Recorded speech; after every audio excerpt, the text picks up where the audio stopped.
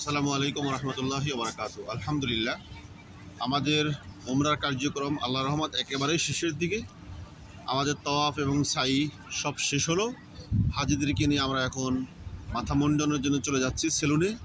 তারপরে আমরা হোটেলে গিয়ে আমাদের যার ফ্রেশ হওয়ার জন্য ওযু গোসল যা প্রয়োজন, এরপর আমরা একটু রেস্ট নেব ইনশাআল্লাহ। আমরা সকল হাজিদের একটু মতামত। হাজি সাহেব কেমন আছেন? আলহামদুলিল্লাহ। কেমন লাগছে আজকের সফর আপনার? আলহামদুলিল্লাহ, আল্লাহর কাছে শুকরিয়া যে আজকের কার্যক্রম খুবই ভালো লাগছে। আমার তো যাইতেই ইচ্ছা হচ্ছে। আলহামদুলিল্লাহ আলহামদুলিল্লাহ।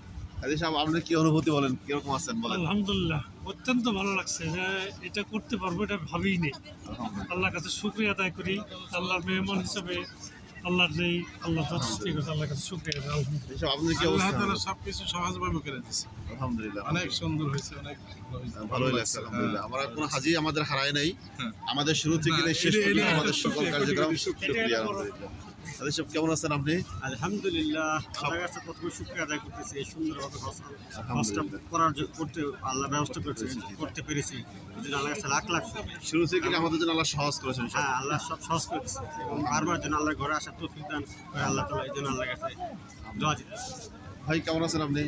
আলহামদুলিল্লাহ, আল্লাহর রহমতে আমরা আজকের উমরা আমরা কি আমাদের কঠিন হয়েছে না সহজ হয়েছে? এত সহজ, আল্লাহ আমাদের জন্য এত সহজ করে আল্লাহকে হাজার হাজার শুকরিয়া, হাজার হাজার আলহামদুলিল্লাহ।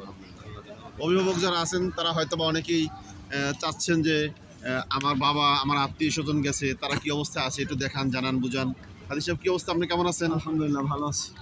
এই যে দীর্ঘ সময় সফর করে আসলেন, আসার পরে কেমন লাগছে আসলে সফরটা?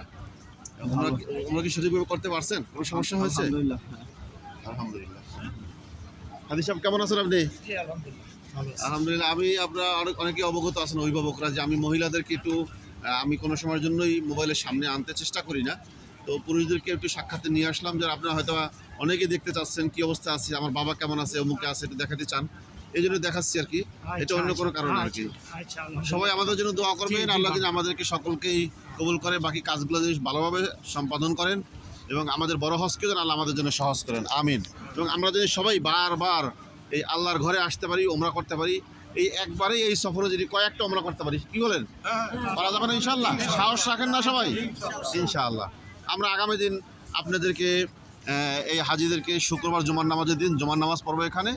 তারপরে আমরা সবাই ইনশাআল্লাহ বিকেলে হাঁটার দূরত্বে যে এই কাজগুলি আছে, আমরা সেই কাজগুলি অর্থাৎ হাঁটার দূরত্বে যে জিয়ারাগুলি আছে সেগুলি আমরা ইনশাআল্লাহ দেখাবো। সকলে দোয়া করবেন। আসসালামু আলাইকুম ওয়া রাহমাতুল্লাহি ওয়া বারাকাতুহু।